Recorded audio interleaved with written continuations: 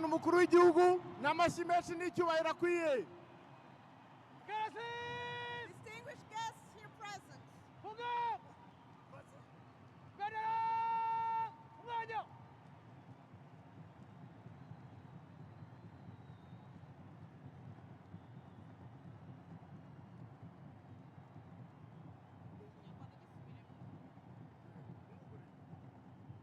Mukomeze mu amashyi kugeza igihe bamwakirira.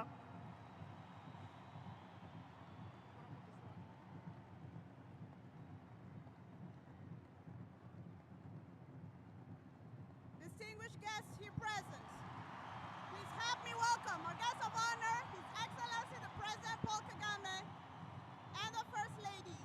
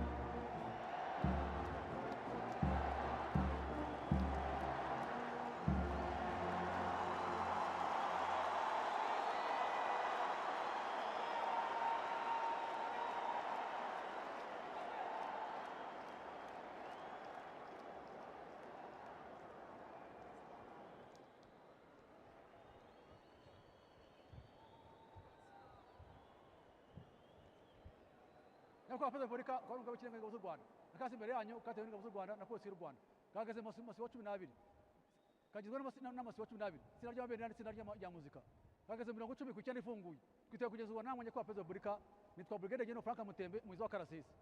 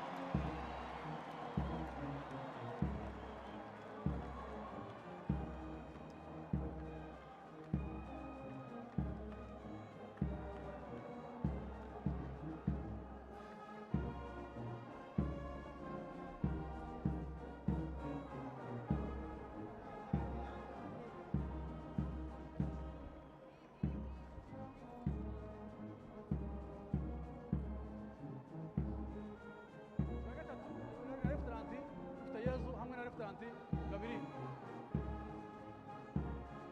sina ry'amabendera yewe na kapiteni umva neza umwe na kapiteni Kamatari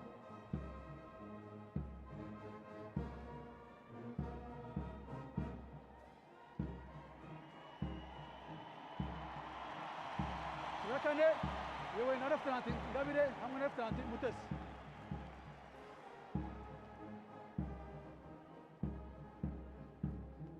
Siwa gatanu yewe na Lieutenant Witije hamwe na Lieutenant Ugira wabo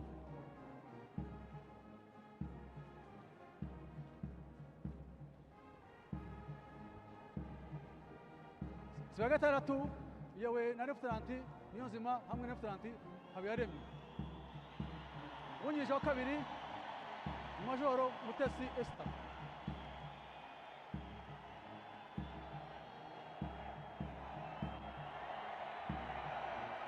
Isibo ya karindwi Fande iyobowe na Lieutenant Kamugisha hamwe na Lieutenant Niyonkuru.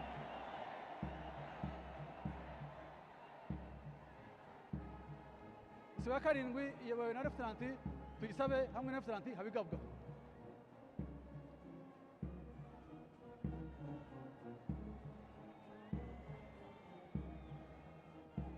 Isibo ya cyenda iyobowe na Lieutenant King Mudaheranwa hamwe na Lieutenant Gihozo.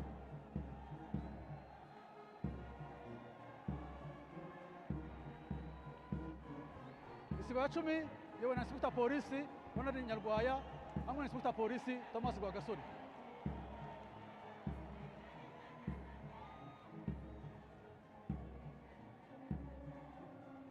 Afande isibo ya cumi na imwe iyobowe na Lieutenant Inspector Polisi Chantal Wera hamwe na Inspector Polisi Dure Wakubirwa. Isibo ya cumi na kabiri iyobowe na Inspector Polisi Diane Mbamire hamwe na Inspector Polisi David Kagaba.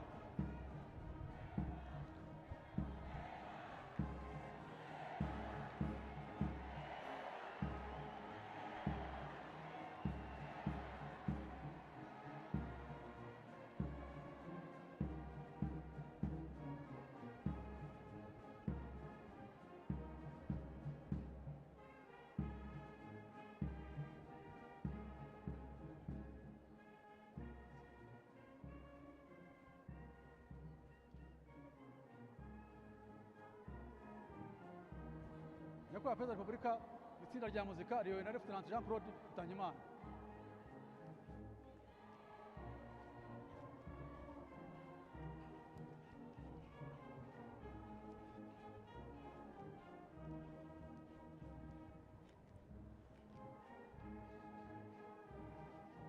Nyakubahwa Perezida wa Repubulika, igenzura rirashoje.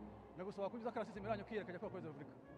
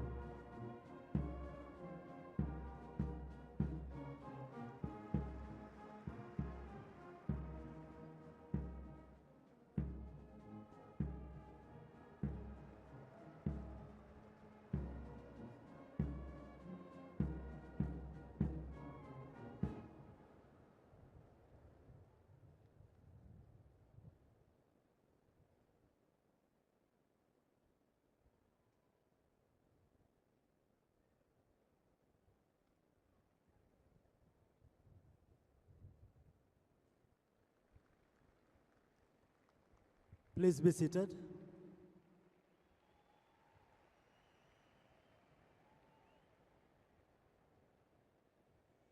Nyakubahwa Perezida wa Repubulika y'u Rwanda, mukaba n'umugaba w'ikirenga w'ingabo z'u Rwanda, nitwa Brigadier General Ronald Rwivanga, nkaba nshinzwe gusobanura ibice bigize akarasisi ka gisirikare na polisi kari bubere hano kuri uyu munsi mwiza twizihiza kandi twishimiye imyaka 30 ishize twibohoye.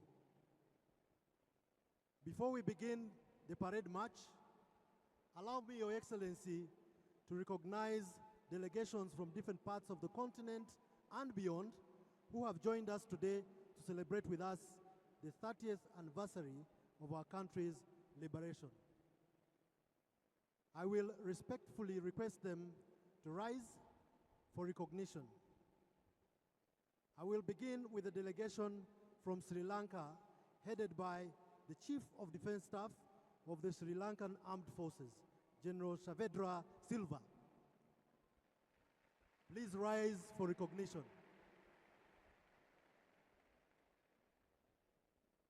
We have a delegation from Tanzania headed by the Chief of Defense Forces of the Tanzanian People's Defense Force, General Jeje Kunda.